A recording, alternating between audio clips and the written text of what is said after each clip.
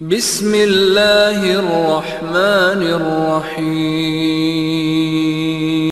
إن الحمد لله نحمده ونستعينه ونستغفره ونعوذ بالله من شرور أنفسنا ومن سيئات أعمالنا من يهده الله فلا مضل له ومن يضلل فلا هادي له وأشهد أن لا إله إلا الله وحده لا شريك له وأشهد أن محمدا عبده ورسوله يا أيها الذين آمنوا اتقوا الله حق تقاته ولا تموتن إلا وأنتم مسلمون يا أيها الناس اتقوا ربكم الذي خلقكم من نفس واحدة وخلق منها زوجها وبث منهما رجالا كثيرا ونساء واتقوا الله الذي تساءلون به والأرحام إن الله كان عليكم رقيبا يا أيها الذين آمنوا اتقوا الله وقولوا قولا سديدا يصلح لكم أعمالكم ويغفر لكم ذنوبكم ومن يطع الله ورسوله فقد فاز فوزا عظيما أما بعد فإن خير الحديث كتاب الله وخير الهدي هدي محمد صلى الله عليه وسلم وشر الأمور محدثاتها وكل محدثة بدعة وكل بدعة ضلالة وكل ضلالة في النار أعوذ بالله من الشيطان الرجيم بسم الله الرحمن الرحيم قاف والقرآن المجيد بل عجبوا أن جاءهم منذر منهم فقال الكافرون هذا شيء عجيب أإذا متنا وكنا ترابا ذلك رجع بعيد قد علمنا ما تنقص الأرض منهم وعندنا كتاب حفيظ بل كذبوا بالحق لما جاءهم فهم في أمر مريج أفلم ينظروا إلى السماء فوقهم كيف بنيناها وزيناها وما لها من فروج والأرض مددناها وألقينا فيها رواسي وأنبتنا فيها من كل زوج بهيج تبصرة وذكرى لكل عبد منيب ونزلنا من السماء ماء مباركا فأنبتنا به جنات وحب الحصيد والنخل باسقات لها طلع نضيد رزقا للعباد وأحيينا به بلدة ميتا كذلك الخروج كذبت قبلهم قوم نوح وأصحاب الرس وثمود وعاد وفرعون وإخوان لوط وأصحاب الأيكة وقوم تبع كل كذب الرسل فحق وعيد أفعينا بالخلق الأول بل هم في لبس من خلق جديد وقال الله تعالى في موضع آخر لقد كان لكم في رسول الله أسوة حسنة لمن كان يرجو الله واليوم الآخر وذكر الله كثيرا معزز حاضرین جمعہ، دینی بھائیوں، اسلامی ماں و بہنوں، دین جب تک اچھی طرح بندہ نہیں سمجھے گا تب تک اسے ٹھوکر لگتی رہے گی اور دین کے خلاف کام کرتا رہے گا، کیونکہ دین کی صحیح سمجھ نہیں ہے، کس موقع پر کیا کرنا ہے۔ اگر یہ سمجھ نہ ہو اور یہ سمجھ نہ ہو کہ اس موقع پر ہمارے نبی صلی اللہ علیہ وسلم کی صورت اور سیرت اور آپ کا اخلاق کیا ہے، آپ کی تعلیم کیا ہے، آپ کی سنت کیا ہے، تو آدمی اس کے خلاف کرتا رہے گا، نتیجہ یہ ہوگا کہ اس کا وبال اس کے اوپر آئے گا، اس کا برا نتیجہ اس کے دین پر آئے گا، تہمت اس پر آئے گی، تہمت دین پر لگائی جائے گی، بہت سارے مشکلات پیدا ہوں گی۔ آپ دیکھیے ہم جس سماج میں رہتے ہیں، اس سماج میں ماحول ایسا بنایا جاتا ہے، ایسی صورتحال سچویشن پیدا کی جا رہی ہے کہ جیسے مسلم غیر مسلم، یہ مسلمان اور غیر مسلم ہونے کے ناطے یہ دشمن ہے ایک دوسرے کے، اور دشمنی جب ان کے ساتھ ہے تو ہر جگہ دشمنی ہونی چاہیے۔ آج ہم اپنے وطن میں ایک بہت بڑی میجارٹی کے ساتھ رہتے ہیں، یعنی میجارٹی غیر مسلموں کی ہے، نان مسلم میجارٹی کے بیچ میں ہم رہتے ہیں۔ نبی صلی اللہ علیہ وسلم غیروں کے بیچ میں تھے، غیروں کے ساتھ آپ کے معاملات کیسے تھے، غیروں کے ساتھ آپ کا رویہ کیسا تھا، معاملات کیسے تھے، لین دین کیسے تھے۔ اگر آدمی نہیں جانے گا تو یہ جو ماحول پیدا کیا جا رہا ہے غلط بنیادوں پر، غلط مقصد کے تحت، اس کا شکار ہو جائے گا آدمی، اور شکار ہو جاتا ہے۔ بالخصوص ہمارا وہ نوجوان طبقہ جس کے پاس دین کی گہرائی نہیں ہے۔ دین کی گہرائی سے مراد وہ اتنی بات تو سمجھتا ہے کہ ان سے ہماری عداوت ہے، یہ غیر مسلم ہیں تو ان سے ہماری عداوت ہے، وہ ہمیں دشمن سمجھتے ہیں، لیکن یہ نہیں سمجھتا کہ اس عداوت کا مطلب کیا ہے۔ وہ یہ سمجھتا ہے کہ یہ دشمنی ہے تو ان سے ہر مسئلے میں ہماری دشمنی ہے۔ نہیں، اگر ہر مسئلے میں دشمنی ہے تو آپ نبی صلی اللہ علیہ وسلم کو اپنے دیکھیے، ہمیں ہر آدمی دیکھے، ہر پڑھا لکھا ان پڑھ اس پہلو پر دیکھے کہ ہمارے نبی صلی اللہ علیہ وسلم کا ان کے ساتھ تعامل کیسا تھا، رویہ کیسا تھا، طریقہ کیسا تھا، اخلاق کیسا تھا، کیسے معاملات تھے۔ ہاں، جو دشمن تو تھے تو اس دشمنی میں آپ کا ان کے ساتھ معاملہ کیسا تھا، اور دشمنی کس نوعیت کی تھی، دشمنی کس معنی میں، یہ سمجھنا بہت ضروری ہے۔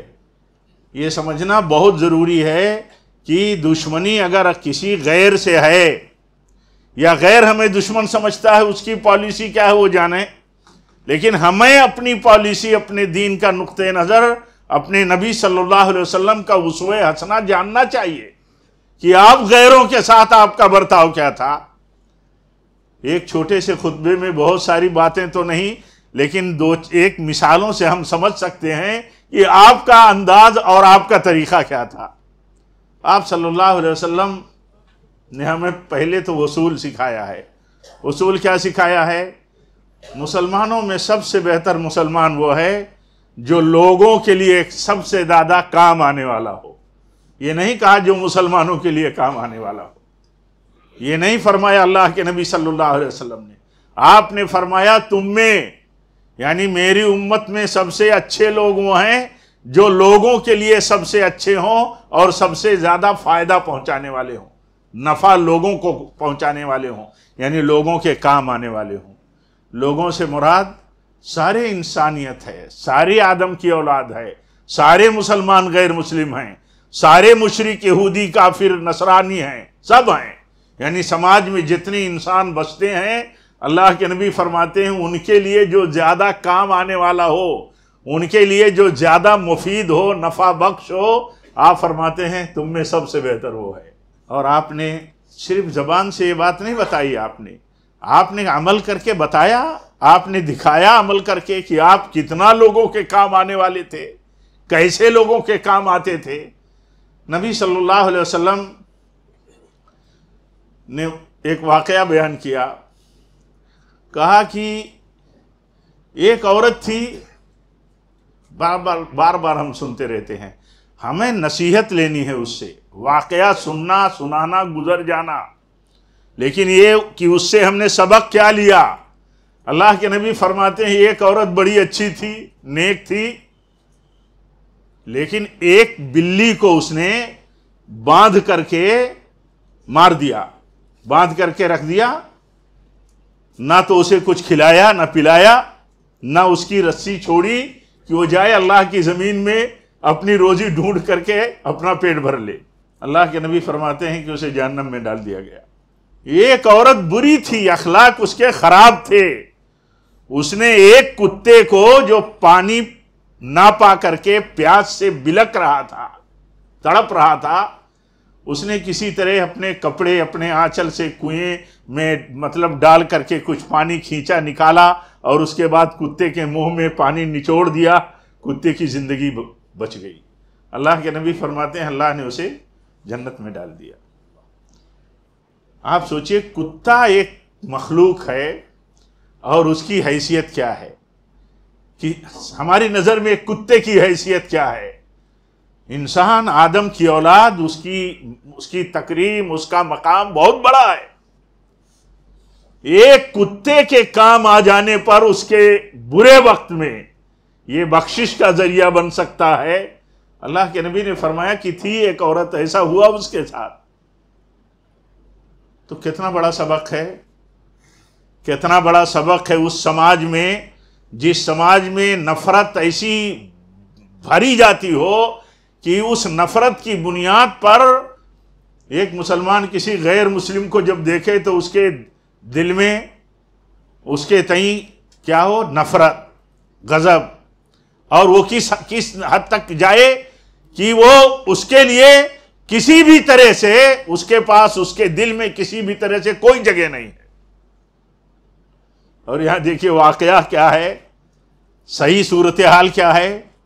صحیح صورتحال یہ ہے کہ ایک مسلمان کسی بھی غیر مسلم کی بات تو دور کی بات ہے، کسی جانور کے اگر کام آتا ہے اور اس کو فائدہ پہنچاتا ہے، اس کی مدد کرتا ہے، تو اللہ تعالیٰ خوش ہوتا ہے کہ اس کی مخلوق کے ساتھ کتنا بڑا ہمدردی کا، کتنا بڑا مہربانی کا، کتنا بڑا غمگساری کا عمل کیا گیا. اور اللہ تعالیٰ کی رحمت جوش میں آتی، اللہ تعالیٰ کی رحمت جوش میں آتی ہے. میری مخلوق کے ساتھ اتنی رحم دلی کیا، یہ میرا گنہگار بندہ، یہ میرا گنہگار بندی، میری بندی ہے، یہ ہے گنہگار، لیکن اس کے دل میں اتنا جذبہ کہ ایک کتے کو بھی وہ تڑپتا نہیں دیکھ سکی. اللہ تعالیٰ نے کہا اس کی بخشش کر دی جائے. بخشش کر دی گئی، ایک عورت کی بخشش کر دی گئی. ہر مسلمان کو یہ سمجھنا ہے کہ عداوت کی بنیاد کیا ہے اور ہمارا رویہ غیروں کے ساتھ کیا ہونا چاہیے، ہمارا رویہ غیروں کے ساتھ کیا ہونا چاہیے. اللہ کے نبی صلی اللہ علیہ وسلم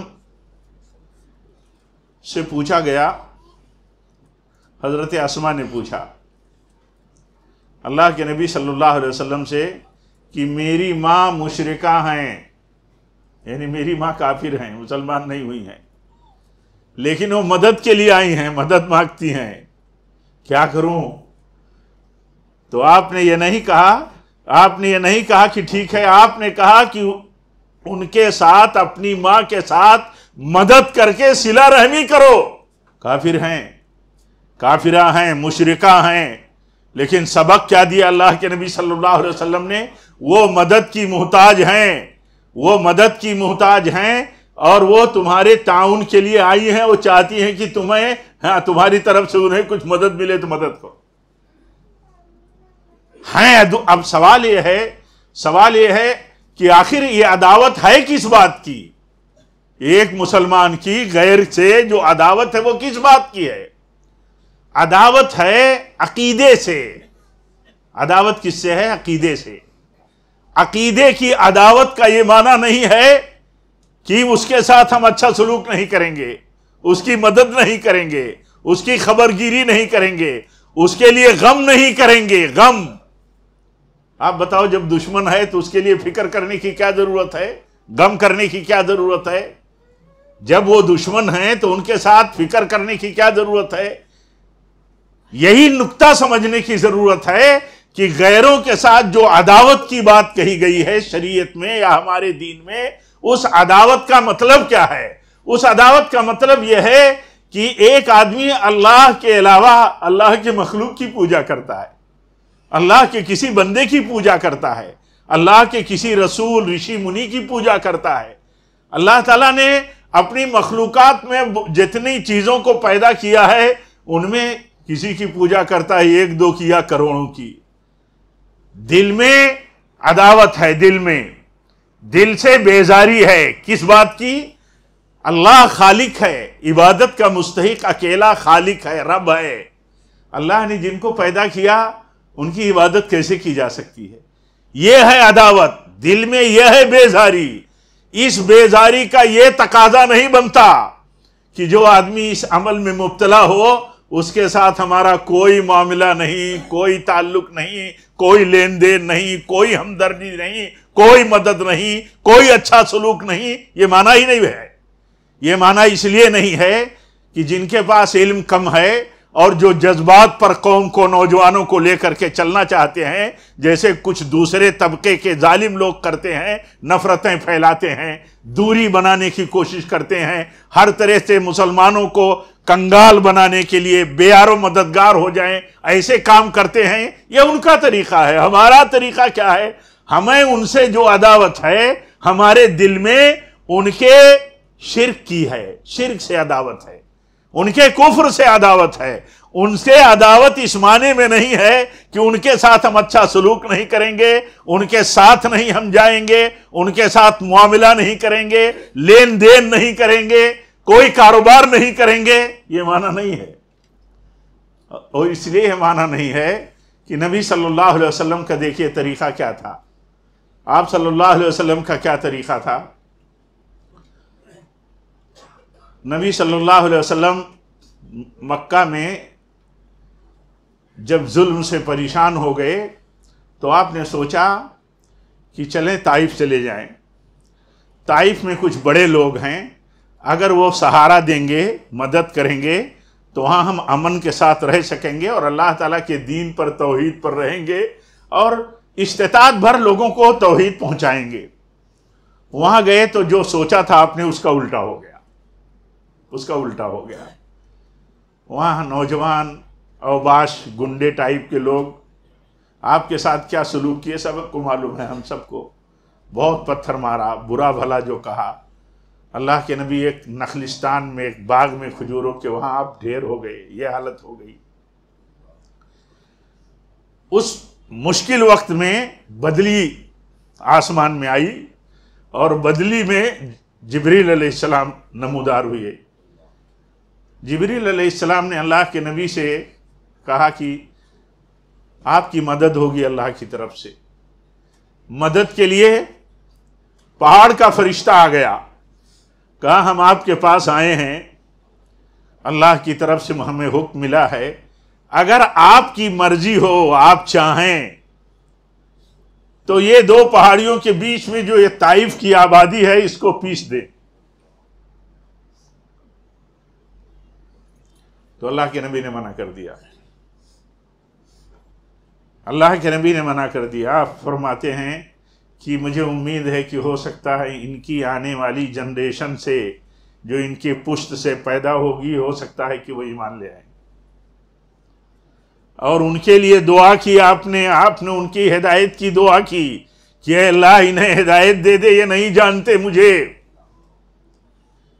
یہ اللہ کے نبی کی سیرت کی زندگی کا اتنا بڑا واقعہ ہے، اتنا بڑا واقعہ کہ ام المومنین عائشہ رضی اللہ تعالیٰ عنہ نے ایک دن پوچھ پڑی، کہتی ہیں آپ صلی اللہ علیہ وسلم سے کہ احد میں جو کچھ بیتا تھا آپ کے اوپر، وہاں بھی آپ زخمی ہوئے، آپ کا دانت ایک مبارک ٹوٹ گیا، پورا چہرہ لہو لہان ہو گیا، پیشانی میں خود دھس گئی، یہ صورتحال تھی، بالکل آپ لت پت تھے خون میں احد میں۔ تو وہ منظر پوچھتی ہیں اللہ کے نبی صلی اللہ علیہ وسلم سے کہ جو احد میں آپ کے ساتھ بیتا تھا میدان جنگ میں، آپ بتائیے کہ اس سے بھی بری حالت کوئی آپ کے اوپر گزری ہے؟ تو آپ نے طائف کا حوالہ دیا، آپ نے طائف کا حوالہ دیا۔ لیکن طائف میں یہ دیکھیے، دیکھنا یہی ہے، سمجھنے کی یہی کوشش کرنا ہے کہ دشمن ہیں، دشمنی ہے ان سے، لیکن ان کے تئیں ہمدردی کتنی ہے، غم کتنا ہے۔ یہ بات جب ہم سمجھ لیں گے تو ہمیں کوئی پٹی نہیں پڑھا پائے گا اپنی کم علمی کی وجہ سے۔ ہمیں ہمارا کوئی محاذ اور مورچہ نہیں ہے، ہم مورچے پہ نہیں غیروں کے ساتھ کھڑے ہیں۔ ہمارا مسئلہ، ہمارا نظریے کا مسئلہ ہے، عقیدے کا مسئلہ ہے، دل کا مسئلہ ہے، تصور کا مسئلہ ہے کہ یہ ہمارے عقیدے اور صحیح عقیدے، سچے عقیدے کے خلاف ہے، اس کی ہم مخالفت کرتے ہیں یا ہم اپنے دل میں مخالفت رکھتے ہیں۔ لیکن غیروں کے ساتھ ہماری ہمدردی کا معاملہ ہمارے لیے کیا ہے نمونہ؟ لَقَدْ كَانَ لَكُمْ فِي رَسُولِ اللَّهِ أُسْوَةٌ حَسَنَةٌ۔ نبی صلی اللہ علیہ وسلم کی زندگی ہمارے لیے بہترین نمونہ ہے۔ آپ غیروں کے ساتھ کیسے معاملہ کرتے تھے؟ آپ نے تو بتایا کہ یہ عدو مبین ہے، اللہ تعالیٰ نے بتایا کہ یہ ان کی دشمنی، ہماری دشمنی عقیدے نظریے کی ہے، نہ کہ میدان میں لڑنے کی ہے، نہ ان کے ساتھ معاملات و برتاؤ لین دین یہ سب ختم کرنے کی ہے، ایسا نہیں ہے۔ اصل چیز ہے یہ سمجھنا کہ ہم سے ان سے کیا بیر ہے، کس بات کا، وہ دلی بیر ہے، نظریے کنسپٹ کا بیر ہے کہ بھئی یہ اللہ کے علاوہ اللہ کی مخلوق کی بندگی کرتے ہیں، یہ دنیا میں پاپ کرتے ہیں، پاپ۔ اور ہماری ذمہ داری یہ نہیں ہے کہ ہم طاقت سے، پاور سے یا اپنے جذبات سے ان کے خلاف باتیں کر کے، یا جہاں کچھ ہمارے پاس پاور ہو اس کو استعمال کر کے ان کو توحید پر لانے کے لیے سورس جو بھی ہمارے پاس میسر ہو اس کو استعمال کریں۔ اگر سورس اور پاور استعمال کرنے کی ضرورت ہوتی تو کیا اللہ کافی نہیں تھا؟ کیا اللہ کافی نہیں تھا کہ جیسے فرشتوں کو پابند کر دیا کہ وہ اللہ کے حکم کے خلاف ادنا ذرہ برابر بھی نہیں جا سکتے، ذرہ برابر۔ یہ آسمان، یہ زمین، یہ رات دن کا آنا جانا، یہ سورج اور چاند کا نظام، یہ اپنے اللہ کے حکم سے جو پابند ہیں، یہ اس کی خلاف ورزی کرنے کی ان کے پاس سے صلاحیت اللہ تعالیٰ نے لے لی ہے۔ ان کے پاس اللہ کے حکم کی مخالفت کے لیے کوئی صلاحیت نہیں ہے۔ تو جو غیر ہیں، جو مشرک ہیں، جو اللہ کے سوا غیروں کی پوجا کرتے ہیں، اگر اللہ تعالیٰ کو پاور استعمال کرنے کا ہوتا تو کیا اللہ تعالیٰ ان کو پابند نہیں بنا دیتا؟ یہ مسئلہ خود اللہ تعالیٰ نے سمجھایا ہے قرآن میں۔ اللہ تعالیٰ نے سمجھایا ہے کہ اگر تمہارا رب چاہتا تو سب کو ایک بنا دیتا، ایک عقیدے پر، ایک مسلک پر اللہ تعالیٰ لا کے کھڑا کر دیتا، لیکن کیوں چھوڑا ہے؟ وَلَكِنْ لِيَبْلُوَكُمْ وَلَكِنْ لِيَبْلُوَكُمْ فَاسْتَبِقُوا الْخَيْرَاتِ۔ اس نے چھوڑ کے رکھا ہے تاکہ امتحان لے، امتحان، ورنہ امتحان لینے کی ضرورت کیا تھی؟ اگر سب کو بنا دیتا پابند اپنا تو پھر پابندی، اطاعت و فرما برداری کے لیے امتحان لینے کی کیا ضرورت تھی؟ تو یہ مسئلہ اچھی طرح سمجھنے کی ضرورت ہے کہ بیر جو ہے عقیدے سے ہے، بیر کنسپٹ کا ہے، بیر نظریے کا ہے، بیر دل میں ہے۔ ان کے تئیں فکر یہ کہ اگر ہمارا پڑوسی ہے اور وہ غیر ہے تو آپ موٹی سی بات جانتے ہیں کہ پڑوسی اور غیر ہے تو اس کے ساتھ کیا سلوک کرنا ہے۔ اگر وہ مشکل میں ہے، بیمار ہے، کھانے پینے کی دشواریاں ہیں، کسی مدد کا محتاج ہے، تو کیا غیر ہے تو اسے چھوڑا جا سکتا ہے؟ نہیں چھوڑا جا سکتا۔ غیر ہے تو دشمن ہے، دشمنی عقیدے کی ہے، دشمنی انسانیت کی بنیاد پر نہیں ہے۔ وہ انسان ہے، محتاج ہے، تو ہمارے مدد کا سب سے پہلا حقدار وہ ہے کیونکہ وہ پڑوسی ہے۔ یہ کنسپٹ اگر نہیں بنا تو ہمارے اور ان ظالموں میں کیا فرق رہے گا جو ہمارے بائیکاٹ، ہمارے کاروبار کے بائیکاٹ کی باتیں کرتے ہیں، سوشل میڈیا میں، اپنے اثرات میں جا بجا کہیں سننے میں آتا ہے، دیکھنے میں آتا ہے۔ ہمارا انداز اور ہمارا طریقہ تو بالکل الگ ہے۔ ہمارا طریقہ یہ ہے کہ ہم جن غیروں میں رہتے ہیں، جن نان مسلم نیٹ ورک میں رہتے ہیں، وہاں ہمارا اخلاق اور کیریکٹر نبی صلی اللہ علیہ وسلم کا ہونا چاہیے۔ وہ نبی صلی اللہ علیہ وسلم کا کیریکٹر لینے والے صحابہ کا کیریکٹر ہونا چاہیے۔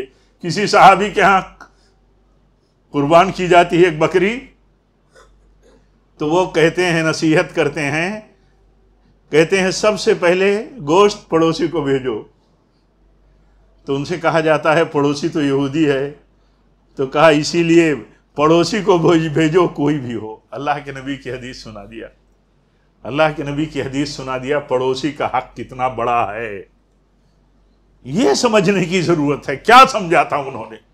اللہ کے دشمن اس روئے زمین پر سب سے بڑے ظالم یہودی ہیں، لیکن وہ دشمنی، ہماری دشمنی ان کے ساتھ اس نوعیت کی نہیں ہو سکتی کہ وہ حقدار ہیں، وہ محتاج ہیں، وہ مدد چاہتے ہیں، ان کے ساتھ سلوک اچھا ہونا چاہیے، ان کو فائدہ پہنچانے کی کوشش ہونی چاہیے۔ یہ چیز نہیں ہو سکتی کہ ان سے آدمی ہاتھ روک لے، بلکہ اللہ تعالیٰ فرماتا ہے ان کے ساتھ انصاف کرنا، غیروں کے ساتھ ان کے ساتھ اچھا سلوک کرنا، یہ اللہ تعالیٰ کو محبوب ہے، یہ اللہ کو محبوب ہے۔ آج ہم اپنے سماج میں، جس سماج میں رہتے ہیں، ہماری ہماری شکل شبیہ بگاڑنے کی تو 100 کوششیں 100 جتن ہوتے ہیں، اور وہ کرتے رہیں گے، جن کا جو کام ہے وہ کرتے رہیں گے۔ یہ دنیا ختم ہونے والی ہے، ایک دن حساب کا آنے والا ہے سب کے لیے۔ بتایا اللہ تعالیٰ نے سب کے لیے، کفار کو بتایا اٹھا لو فائدہ، کتنا ہے، کتنا وقت تمہارے لیے ہے فائدہ اٹھانے کے لیے، بہت چھوٹی عمر ہے اس دنیا کی، بہت چھوٹی عمر ہے۔ اللہ کے نبی فرماتے ہیں اس دنیا کی عمر کتنی ہے آخرت کے مقابل میں؟ اگر تمہیں اندازہ لگانا ہو تو اندازہ لگا لو، انگلی ڈالو سمندر میں اور پانی نکال لو، جتنا پانی تمہاری انگلی کے ساتھ سمندر میں آیا ہے اتنی عمر دنیا کی ہے، اور یہ جتنا پانی سمندر میں ہے یہ عمر آخرت کی ہے، یہ آخرت کی عمر ہے۔ کتنا فائدہ اٹھائے گا دنیا میں؟ ایک کافر ظالم یا مسلمان بھی ظالم ہو اور حقوق کا مارنے والا ہو، دوسروں کے ساتھ دھوکے کرنے والا ہو، کتنا فائدہ اٹھائے گا؟ بہت مختصر دنیا ہے، یہ ختم ہو جائے گی۔ تو اصل چیز یہ ہے کہ یہ مسئلہ نہیں ہے، مسئلہ یہ ہے کہ معاملات اور برتاؤ جو ہے ہمارے نبی کیسا کرتے تھے۔ صحیح مسلم کا واقعہ ہے، ایک غیر مسلم مہمان ہو گیا، کافر تھا اللہ کے نبی۔ کیا تھا؟ کافر۔ مہمان کس کا بن گیا؟ نبی صلی اللہ علیہ وسلم۔ کافر ہے، مہمان بن گیا۔ آپ نے اسے دودھ پلانے کے لیے کہا ایک بکری کا دودھ دہلاؤ اور پلا دو۔ ایک بکری کا دودھ دھوا گیا اور اس کو پلایا گیا۔ اس سے پوچھا گیا کہ اور چاہیے؟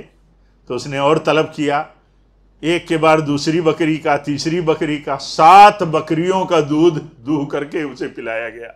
مہمان ہے نبی صلی اللہ علیہ وسلم۔ کون ہے؟ کافر ہے۔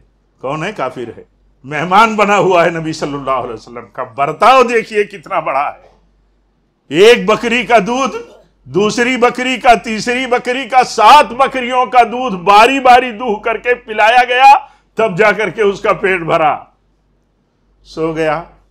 صبح کو آپ کا اخلاق و کریکٹر دیکھ کر کے قریب آ کر کے وہ مسلمان ہو گیا۔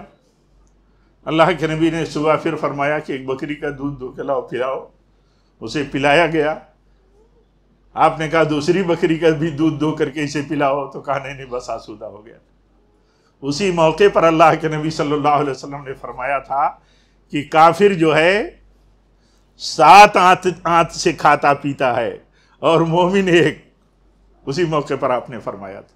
بات واقعے کا ذکر کرنے کا مقصد کیا ہے؟ واقعے کا ذکر کرنے کا مقصد یہ ہے کہ اللہ کے نبی صلی اللہ علیہ وسلم کا برتاؤ دیکھیے کیسا تھا۔ برتاؤ، لوگوں سے معاملات، غیروں سے معاملات کیسے تھے؟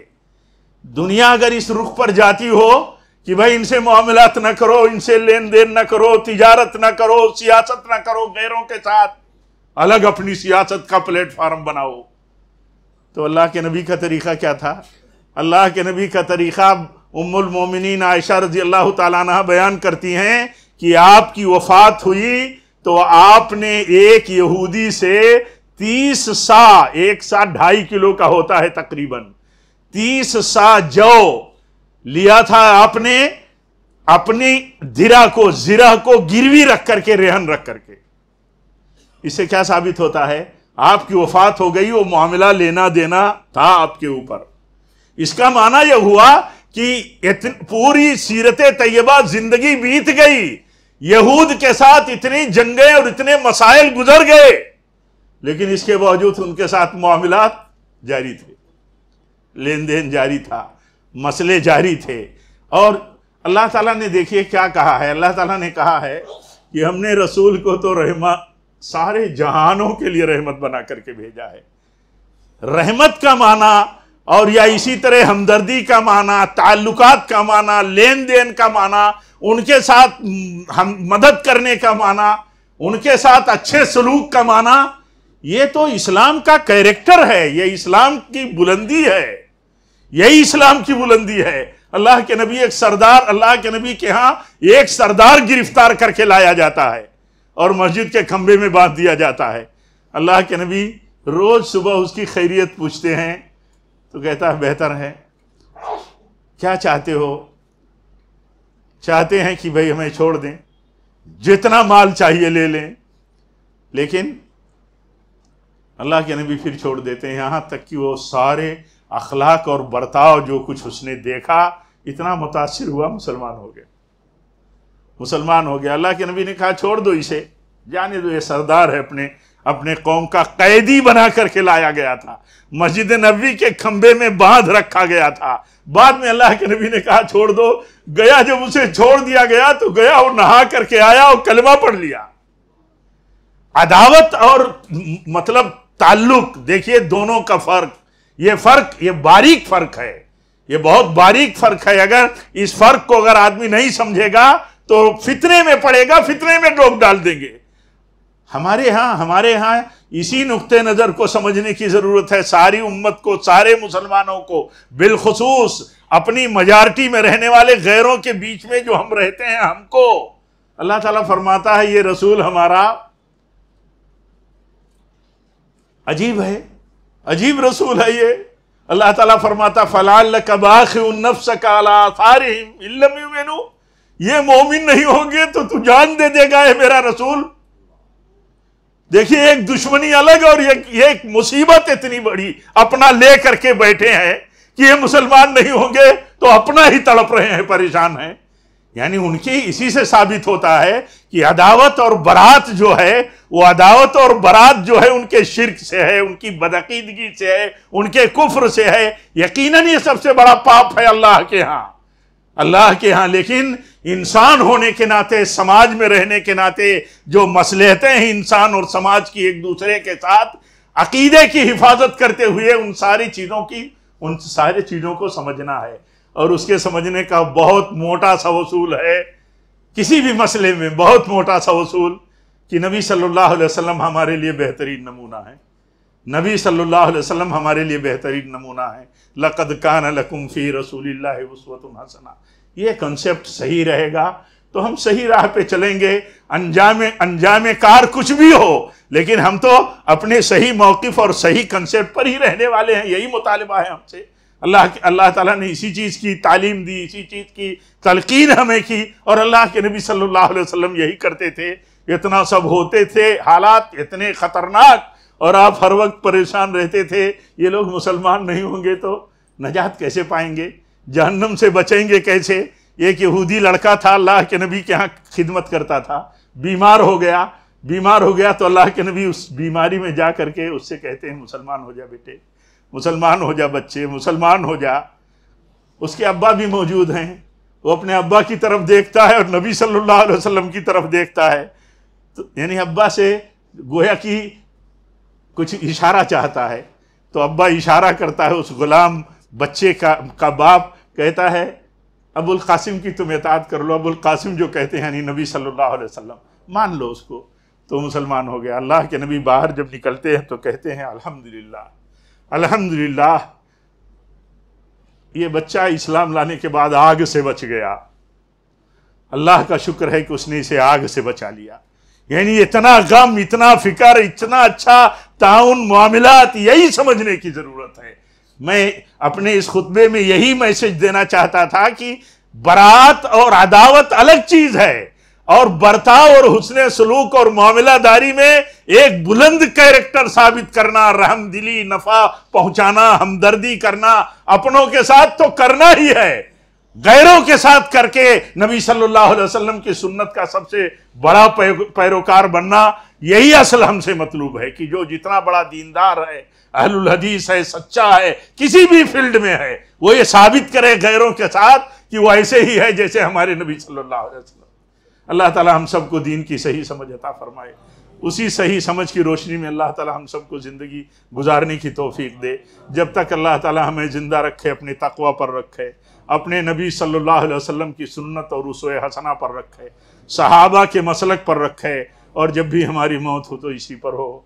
وآخر دعوانا الحمدللہ۔